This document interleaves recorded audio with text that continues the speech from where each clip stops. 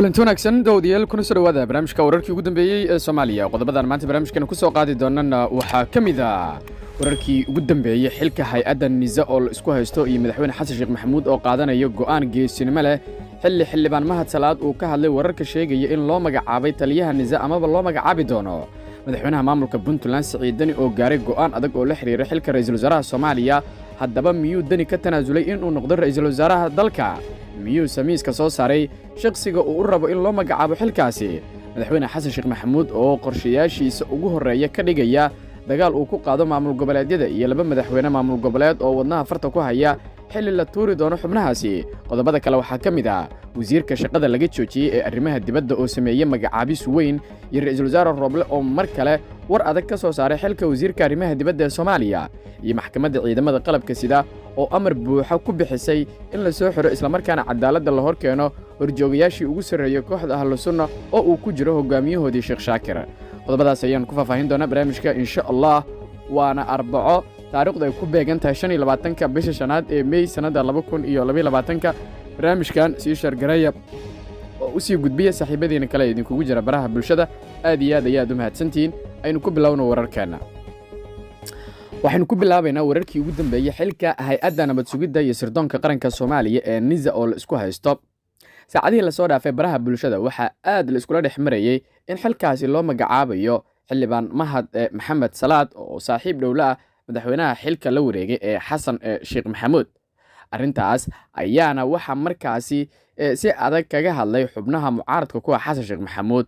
haddaba waxaa soo ifbaxaya shakhsiyaad kale oo xilkaasi damac ugu jiro sida Axmed Macalin Fiqi oo isagu markaasi ka mid ah xisbiga UPD sidoo kalena sanadkan waayay xildhibaan kadib markii dagaal adag uu la galay madaxweynaha maamulka Galmudug Qoorqoor oo xilkaasi dhaafiyay.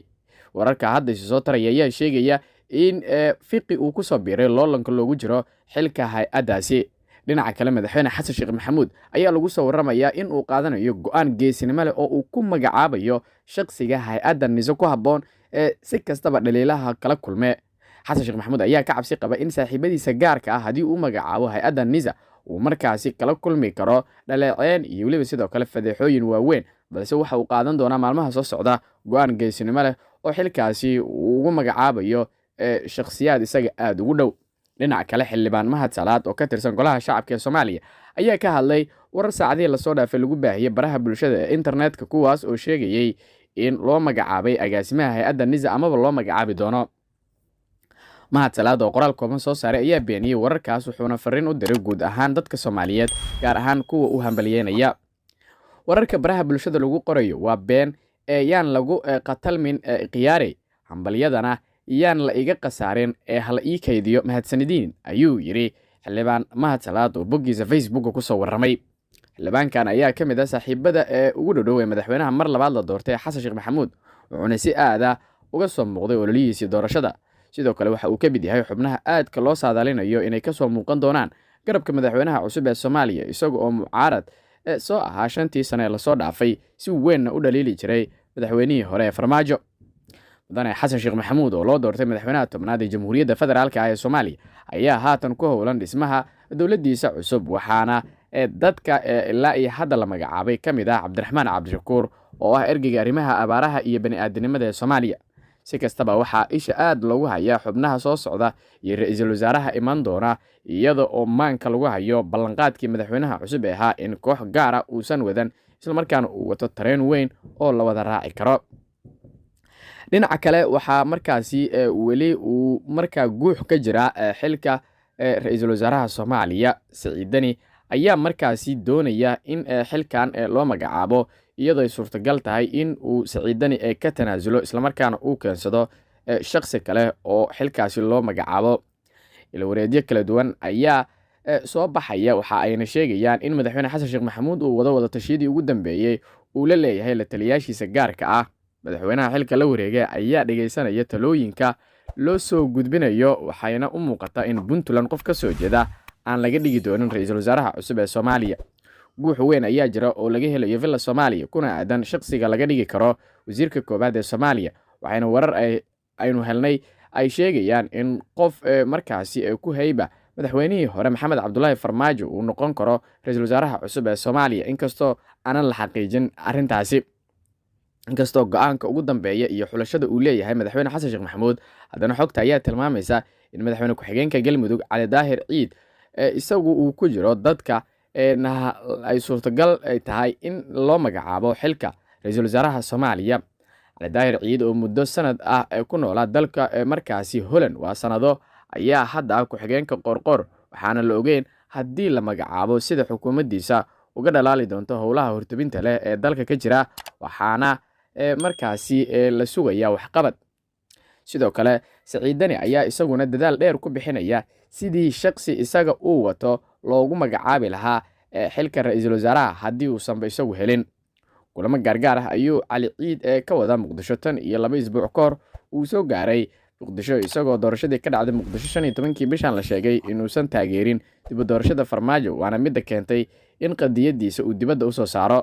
habeen hore kulan uu la yeeshay ciid madaxweyne xasan ayay ka wada hadleen arrimo dhowr ah, isagoona kulankaasi ku wehelinayay madaxweyne ku-xigeenka koowaad ee Jubbaland Maxamuud Sayid Aadan.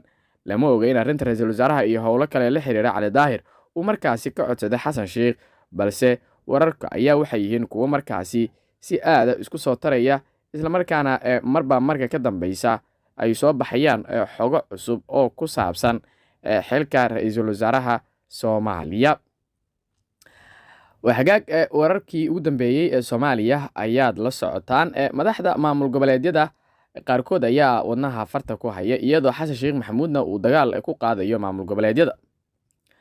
madaxda maamul goboleedyada Koonfur Galbeed iyo Galmudug ayaa xilligan wajahaya xaalad siyaasadeed oo hubanti la'aan ah kadib markii ay ku guuldareysteen qamaar siyaasadeed oo ay la galeen labada markaasi madaxweynihii hore Farmaajo.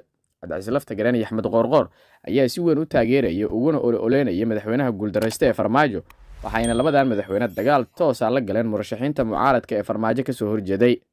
sida aan xogaa ku helayno Villa Soomaaliya ayaa la filayaa in isbeddel ama culaysyo siyaasadeed saarto labadan madaxweyne oo aan wax weji ah ka samaysan madaxweynaha talada dalka la wareegay iyo sidoo kale dadka ay matalaan. madaxweynaha Koonfur Galbeed ayaa hadda la soo tabinayaa in uu wado abaabulka shirar siyaasadeed uu badbaado ka dhiganayo iyo codsiyo uu u dirayo xildhibaanada Koonfur Galbeed laga soo doortay iyo shacabka oo ku aadan in maamulka markaasi ay difaacdaan. Axmed Qoorqoor oo isna ku laabtay magaalada Dhuusamareeb ayaa aaminsan in aan marnaba la dhaafayn, waxa uuna marka hore tijaabo ka dhiganaya madaxweynaha Koonfur Galbeed uu aaminsan yahay inuu ka horeyn doono. maamulada Koonfur Galbeed iyo Galmudug ayaa ah maamullo aan isku filnayn oo si toos ah dowladda federaalka u biisho, waxaana madaxda labada maamul culays ugu filan in dhaqaalaha miisaaniyadda ee lagu kabo laga jaro. madaxweynaha Soomaaliya Xasan Sheekh oo Villa Soomaaliya 2 maalin kaliya jooga ayaa wada tashiyo kala duwan oo ku aadan sida laga yeelayo marka xukuumadda la dhiso kadib madaxda maamul goboleedyada Koonfur Galbeed iyo Galmudug. khubarada siyaasadda falanqeeya ayaa aaminsan in Villa Soomaaliya aysan ku degdegi doonin isbeddel ka dhaca maamulada Koonfur Galbeed iyo Galmudug, balse marka hore ay xanibaadyo saari doonto madaxda maamuladaas kadibna kacdoonno lagu kicin doono sida markaasi wararka lagu helayo. qaybaha dambe ayaynu isla soo gaarnay. wasiirka shaqada uu ka joojiyey ra-iisul wasaaraha xukuumadda Soomaaliya ee arrimaha dibadda ayaa markaasi sameeyay magacaabis, iyada oo arrintaasina uu si weyn markaasi kaga hor yimid ra-iisul wasaaraha Soomaaliya Maxamed Xuseen Roble. ninkan la yiraahdo Cabdisaciid ayaa waxa uu gabar markaasi u magacaabay in ay noqoto safiirka Geneva u qaabilsan Soomaaliya, xilkan oo markaasi xil weyn. warqadda magacaabista waxaa markaasi ku qoran amaba ku saxiixan wasiirka arrimaha dibadda, waxa uuna magacaabay safiiradda la yiraahdo Ebian Maxamed in ay noqoto safiiradda u qaabilsan Soomaaliya, taas oo ka soo horjeeda sharci u yaala Soomaaliya oo ah in golaha wasiirada la mariyo. laakiin mudane Cabdisaciid Muuse ayaa warqadda ka dhigay in dowladda og tahay, sidoo kalena golaha wasiirada ay og yihiin magacaabistan, laakiin golaha wasiirada lama marin oo wasiirka ayaa hoos u magacaabay iyadoo ay tahay sharci darro iyo xadgudub dastuuri ah. waxaana la filayaa in markaasi tallaabo adag laga qaado. ra-iisul wasaaraha ayaa gebi ahaanba la filayaa in uu xilkan ka tuuro ninkan saaxiibada dhow ay ahaayeen markaasi madaxweyne Farmaajo oo dhowaan shaqo joojin lagu sameeyay kadib markii lagu helay musuqmaasuq.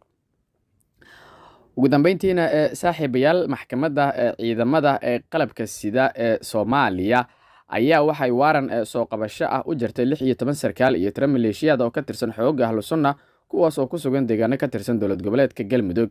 Saraakiisha oo hore uga tirsanaa ciidamada kala duwan ee dowladda Soomaaliya iyo maleeshiyaadka ayaa waxa lagu eedeeyay inay ka qayb qaateen weerarkii Dhuusamareeb ay ku soo qaadeen xoogga Ahlu Sunna, waxaana markaasi la sheegay in ay tahay in raggaasi maxkamad la hor keeno. Xitaa waxaa la dalbaday in hogaamiyahoodii Sheekh Shaakir maxkamadda la hor keeno.